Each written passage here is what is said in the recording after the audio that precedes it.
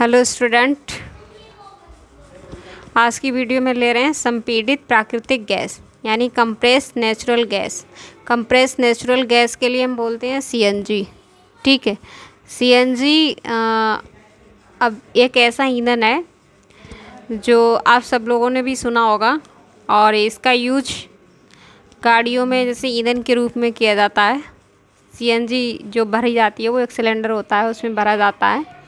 देखिए है क्या, प्राकृतिक गैस का प्रमुख अवयव मीथेन है। वास्तव में प्राकृतिक गैस मीथेन यानी 85 से लेकर 90% ईथेन जो मीथेन गैस है, सीएनजी में मीथेन गैस कितनी पाई जाती है? 85 से लेकर 90% तक मीथेन गैस पाई जाती है और ईथेन 5% होती है, हाइड्रोजन 3% होती है और अल्प मात्रा में, अल्प मात्रा का मतलब बहुत ही कम मात्रा में कार्बन मोनोऑक्साइड और कार्बन डाइऑक्साइड दोनों बहुत ही कम मात्रा में पाई जाती है। Carbon monoxide and carbon dioxide का क्या होता है? ये मिश्रण होता है। ये पृथ्वी की सतह के नीचे क्या होता है? पेट्रोलियम के साथ पाई जाती है। ठीक है, जो सीएनजी गैस होती है वो पृथ्वी यानी ज़मीन के नीचे पेट्रोलियम के साथ पाई जाती है। इसे अलग किया जाता है बाद में। इसका ऊष्मीय मान लगभग 1400 किलो कैलोरी प्रति मीटर क्यूब है।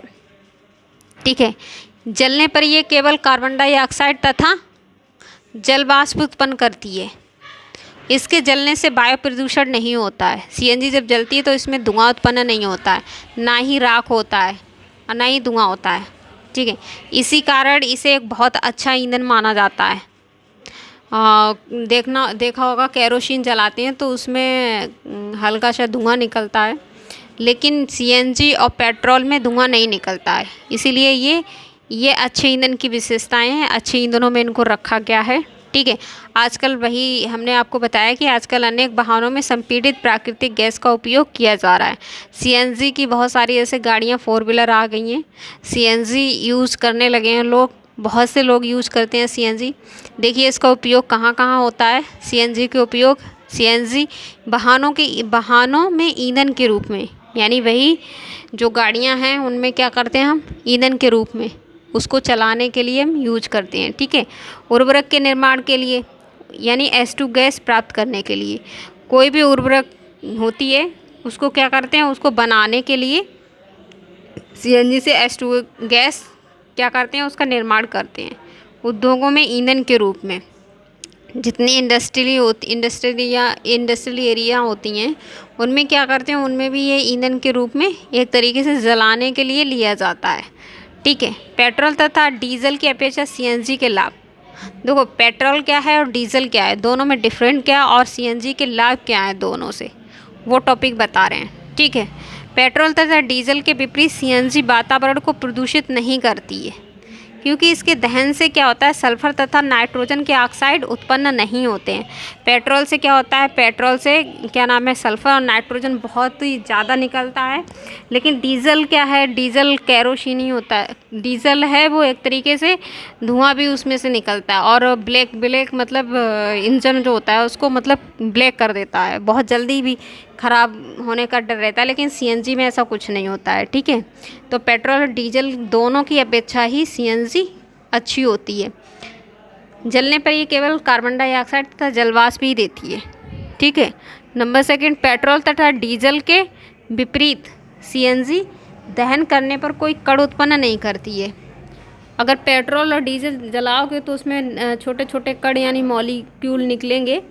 ठीक है, लेकिन सीएनजी में नहीं निकलते। ठीक है, ये पेट्रोल तथा डीजल की अपेक्षा सस्ती है। और हाँ, ये भी है कि ये पेट्रोल महंगी पड़ती है, डीजल भी महंगा पड़ता है, सीएनजी इन दोनों से सस्ता है। और मतलब इनमें ये धुआं रहित कह सकते हैं, राख रहित, धुआं रहित। इनमें न धुआं और न राख, कुछ भी नहीं होता है। राख तो पेट्रोल में भी नहीं होता है, डीजल में भी नहीं होता है, लेकिन पेट्रोल में धुआं भी नहीं होता है। डीजल में कभी कभी धुआं मतलब लगने लगता है, कार्बन सा आ जाता है। ठीक है, अब दूसरा टॉपिक हम ले रहे हैं इसी का, एलपीजी। एलपीजी गैस क्या है? एलपीजी गैस आप लोगों ने सुना होगा, बहुत सबके घरों में होता है एलपीजी सिलेंडर, जिसमें घरों में खाना बनता है। जिसके घरों में खाना जिस सिलेंडर से बनता है उस सिलेंडर में एलपीजी गैस भरी जाती है। ठीक है, ये क्या है, ये मुख्यतः प्राकृतिक गैस तथा पेट्रोलियम के शोधन से प्राप्त होती है। ये भी क्या है, ये भी पेट्रोलियम के शोधन से ही प्राप्त होती है। ये भी जहाँ पे ज़मीन के नीचे से जहाँ से पेट्रोलियम निकाला जाता है वहीं से प्राप्त किया जाता है। पेट्रोलियम के शोधन में 40 डिग्री सेंटीग्रेड कम ताप पर पेट्रोल गैस प्राप्त होती है। ठीक है, जिसे इसी रूप में प्रयुक्त किया जाता है या अधिक दाब पर द्रवीभूत यानी इसे लिक्विफाई कर लिया जाता है, यानी लिक्विड में कर लिया जाता है, जिससे लिक्विफाइड पेट्रोल गैस कहा जाता है। इसे एलपीजी और लिक्विफाइड पेट्रोल गैस भी इसका दूसरा नाम से जानते हैं। लेकिन इसमें एक कार्बन और 4 कार्बन तक हाइड्रोकार्बन का मिश्रण मिलता है, यानी जो कार्बन होता है उसमें एक या फिर 1 से लेकर 4 तक कार्बन हाइड्रोजन के साथ पाए जाते हैं। ठीक है, इसमें ब्यूटेन, इस सिलेंडर में क्या भरा होता है, ब्यूटेन, प्रोपेन और प्रोपीन होते हैं, 3 होती हैं। ब्यूटेन भी भरी होती है, प्रोपेन भी होता है, प्रोपीन भी होती है। इसका जो मुख्य अवयव है, मेन चीज़ इसमें ब्यूटेन ही मिलेगी आपको। तो कि अगर जैसे ये भी 1 नंबर का क्वेश्चन बना जाके, जैसे ऑब्जेक्टिव में आ गया कि एलपीजी सिलेंडर में कौन सी गैस भरी होती है, प्रोपेन, ब्यूटेन या मीथेन, ऐसे करके 4 ऑप्शन दे रखे होंगे, तो वहाँ पे आपको ब्यूटेन लगाना है। अगर प्रोपीन भी दे रखी है, ब्यूटेन दे रखी है, तो आप सबसे फर्स्ट चॉइस आप ब्यूटेन को ही करना, क्योंकि इसका जो मेन अवयव है, मुख्य है, वो ब्यूटेन ही है। ठीक है, गलत मत करना। हाँ, इस चीज़ को ध्यान रखना, ये इम्पॉर्टेंट है। यहाँ पे दे भी रखा है, आपकी किताब में दे रखा होगा, जिसके पास बुक्स होंगी उनके बुक्स में दे रखा होगा। ठीक है, एलपीजी में कोई गंध नहीं आती है। एलपीजी गैस होती है उसमें गंध नहीं आती है तो बहुत ही ना के वो गंध इसके कारण आती है क्योंकि उसमें एक इथाइल मरकैप्टेन नामक का एक कंपाउंड होता है, पदार्थ होता है, वो मिला हुआ आता है। तो वो उस पदार्थ यानी कंपाउंड की गंध आती है, ना कि एलपीजी की गंध आती है। ठीक है, वास्तव में गंध के लिए इसमें एक पदार्थ यहाँ लिख रखा है, इम्पोर्टेंट है। ये भी एक क्वेश्चन एक बन सकता है, जैसे उसमें दे दिया जाएगा कि क्या एलपीजी गैस में क्या गंध आती है, तो उसमें ऑप्शन दे रखा होगा, उसमें लिखा होगा कि एक पदार्थ में गंध आती है, तो वहाँ पे भी कुछ ऑप्शंस दे रखे होंगे, तो उस ऑप्शन में आपको आंसर लगाना है इथाइल मरकैप्टेन, यानी इथाइल मरकैप्टेन मिलाया जाता है इसमें एलपीजी में, वो गंध छोड़ता है, वो कंपाउंड्स होता है, वो पदार्थ होता है। ठीक है, ना कि एलपीजी में होता है, जिससे लीकेज का पता चल सके। ये पदार्थ क्यों मिलाया जाता है एलपीजी में? ये पदार्थ इसलिए मिलाया जाता है क्योंकि जब भी कोई सिलेंडर ढीला रह गया कसने में या सही से कस नहीं पा रहा, लीकेज हो रही है, तो वहाँ पे पता चल जाए कि गैस लीक हो रही है, गैस निकल रही है, इसीलिए वो कंपाउंड्स यानी पदार्थ मिलाया जाता है।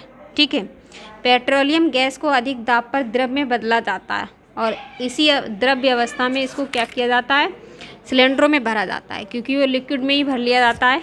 ठीक है, एंड दाब इसका कम किया जाता है। और ये तो हो गया हमारा एलपीजी।